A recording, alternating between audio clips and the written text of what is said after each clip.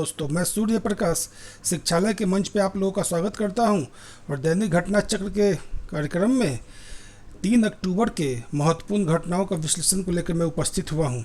तो आज का जो पहला सवाल है वो है कि वैभव शिखर सम्मेलन का उद्घाटन कब किया गया। वैभव शिखर सम्मेलन का उद्घाटन 2 अक्टूबर यानी कल किया गया है। 2 अक्टूबर को किया गया है। देखिए, वैश्विक भारतीय वैज्ञानिक, वैभव का अर्थ हुआ वै से वैश्विक, भाव से भारतीय और व से वैज्ञानिक, वैश्विक भारतीय वैज्ञानिक वैभव शिखर सम्मेलन का उद्घाटन 2 अक्टूबर को प्रधानमंत्री नरेंद्र मोदी द्वारा किया गया। इस सम्मेलन में वैश्विक और प्रवासी भारतीय अनुसंधानकर्ताओं तथा शिक्षाविदों को एक मंच प्रदान किया जाएगा।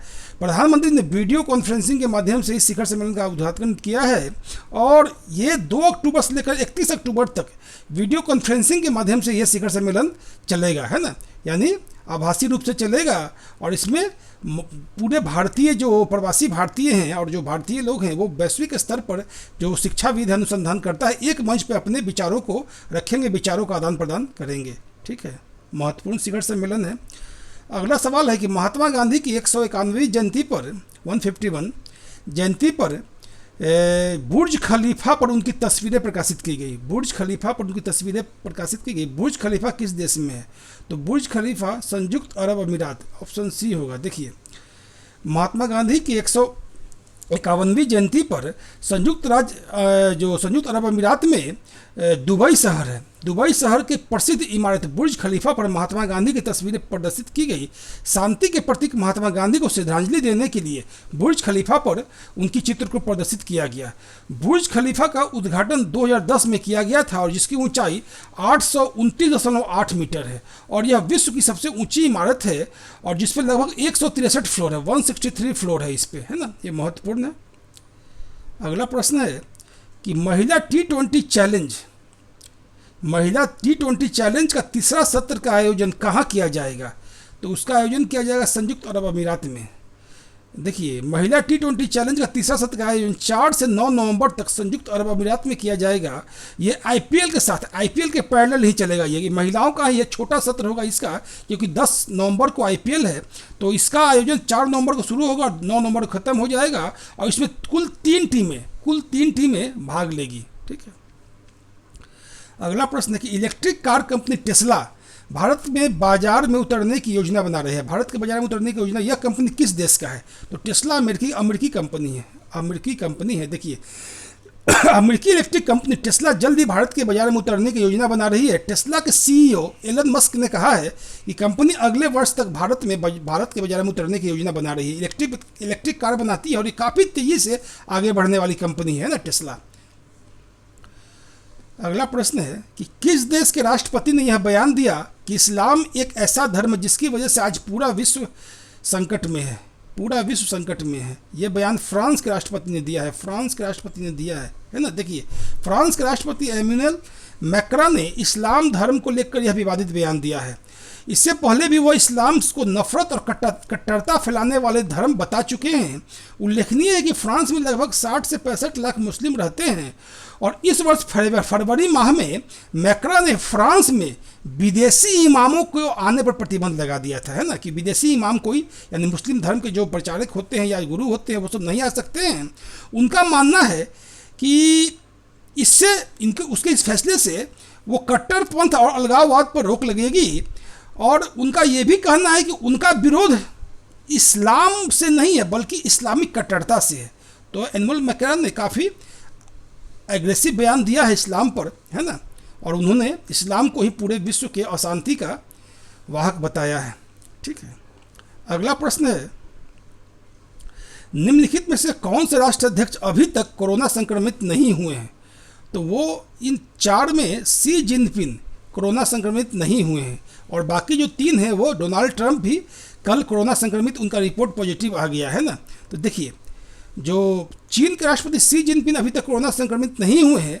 अमेरिकी राष्ट्रपति डोनाल्ड ट्रंप का कोरोना संक्रमित होने की पुष्टि कल हो गई है। इससे पूर्व ब्रिटिश प्रधानमंत्री बोरिस जॉनसन और ब्राजील के राष्ट्रपति जेयर बोल्सोनारो भी कोरोना संक्रमित हो चुके। इन चारों में सिर्फ शी जिनपिंग ही जिनका अभी तक कोरोना वायरस से संक्रमण नहीं हुआ, बाकी ये तीनों राष्ट्राध्यक्ष का कोरोना संक्रमण हो चुका है ना। डोनाल्ड ट्रंप का रिपोर्ट कल ही पॉजिटिव आया है। ठीक है। अगला प्रश्न है कि देश का कौन सा राज्य कारोबारी सुविधा में सुधार द्वारा खुले बाजार से कर्ज के जरिए अतिरिक्त राशि प्राप्त करने की पात्रता हासिल करने वाला पहला राज्य बना। तो वो राज्य बना है आंध्र प्रदेश।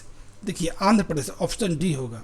देखिए आंध्र प्रदेश देश का पहला राज्य बन गया जिसे कारोबारी सुविधा में सुधार कर खुले बाजार के जरिए 2525 करोड़ रुपए की अतिरिक्त राशि जुटाने की पात्रता प्राप्त कर ली, है ना।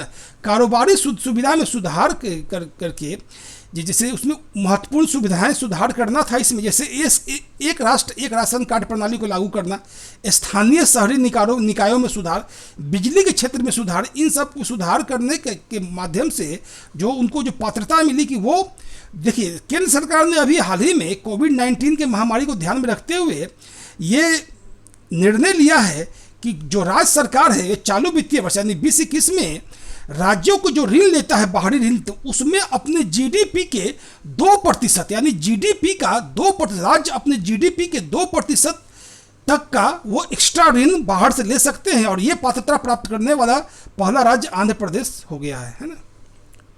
अगला प्रश्न है कि किस संगठन ने ऑपरेशन मेरी सहेली परियोजना की शुरुआत की है। ऑपरेशन मेरी सहेली योजना की शुरुआत भारतीय रेलवे ने की है। देखिए भारतीय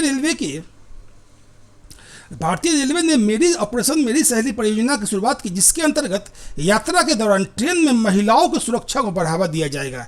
इसे दक्षिण पूर्व रेलवे से शुरू किया गया है। इसको शुरू किया गया है ऑपरेशन मेरी सहेली। ठीक है। अगला प्रश्न है कि मुंबई स्टॉक एक्सचेंज किस बैंक के साथ मिलकर छोटी कंपनियों को सशक्त बनाने के लिए समझौता किया है। तो वो बैंक है यस बैंक। ठीक है ना। देखिए बॉम्बे स्टॉक एक्सचेंज ने यस बैंक के साथ मिलकर छोटी कंपनियों को सशक्त बनाने के लिए समझौता किया है। इस समझौते के अंतर्गत विकास से संबंधित सेवाओं और उद्योगों विशिष्ट जो ज्ञान आधारित जानकारी प्रदान की जाएगी छोटे कंपनियों को, है ना, ताकि वो अपने जो कार्य प्रणाली में सुधार कर सके। ठीक है। अगला प्रश्न है कि किसे भारतीय समाचार पत्र सोसाइटी का अध्यक्ष चुना गया है। तो भारतीय समाचार पत्र सोसाइटी के अध्यक्ष चुने गए हैं एल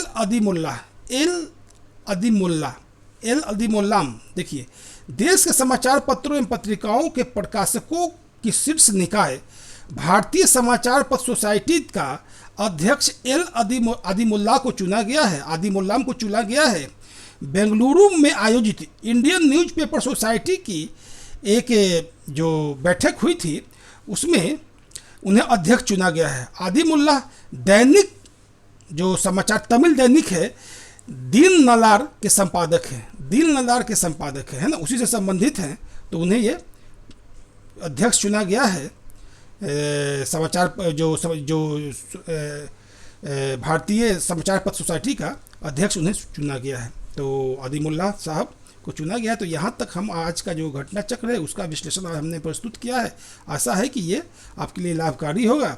तो आज मैं अपना कार्यक्रम यहीं समाप्त करता हूँ और कल फिर मिलते हैं। तब तक के लिए नमस्कार।